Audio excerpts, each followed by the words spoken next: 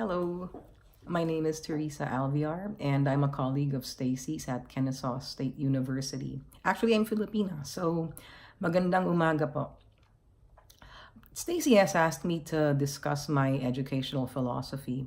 So, I was born in Manila, and I graduated from the University of the Philippines with a Bachelor of Science in Child Development. I received a master's degree in curriculum and teaching from Teachers College, Columbia University, and a PhD from Emory University. My teaching philosophy, if I were to characterize it, has been affected and influenced by my teaching experiences, particularly the students that I've served. Aside from that, another big factor is the curriculum, or what I am expected to teach and what my students are expected to learn. So let me talk about that.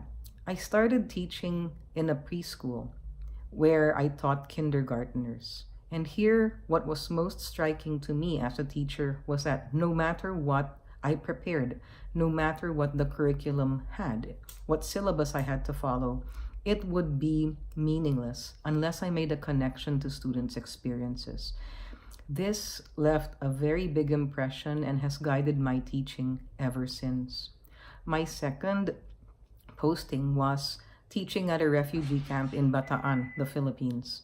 So, teaching in a refugee camp made me aware of language and the power of language, and also the different ways that students learn. Again, if I did not make the effort to connect with my students' experiences, then they would not be able to learn in meaningful ways.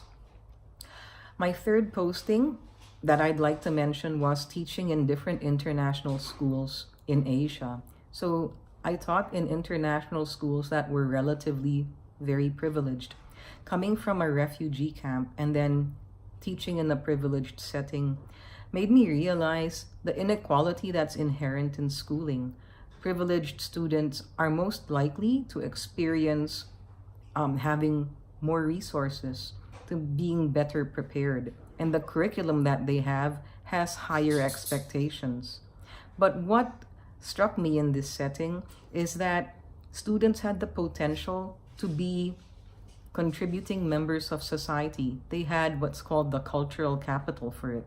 So I asked myself, what am I doing in order to prepare these students to be active citizens, critical citizens who would not just be content with doing well in exams, but to be productive members and responsible, critical members of society.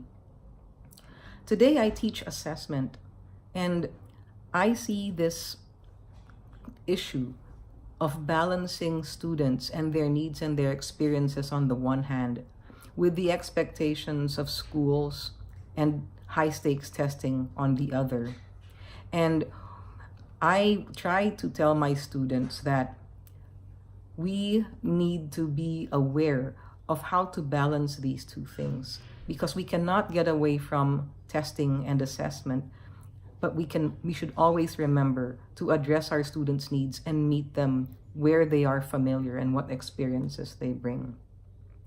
And so I would like to say that where I have taught, the students I have learned, and the curriculum that I'm expected to teach are very important factors that have shaped my educational philosophy. If I were to summarize, I believe that schooling is an important part in a student's life. I believe that it is not just about taking tests, but challenging students to be responsible, active, and even critical citizens. I've taught in different countries, and I can see that students today are maybe getting cynical. I want to empower students to know their role in the world. And in being a teacher, I hope that they know that they can have the skills and the knowledge to confront these problems and not just be good test takers.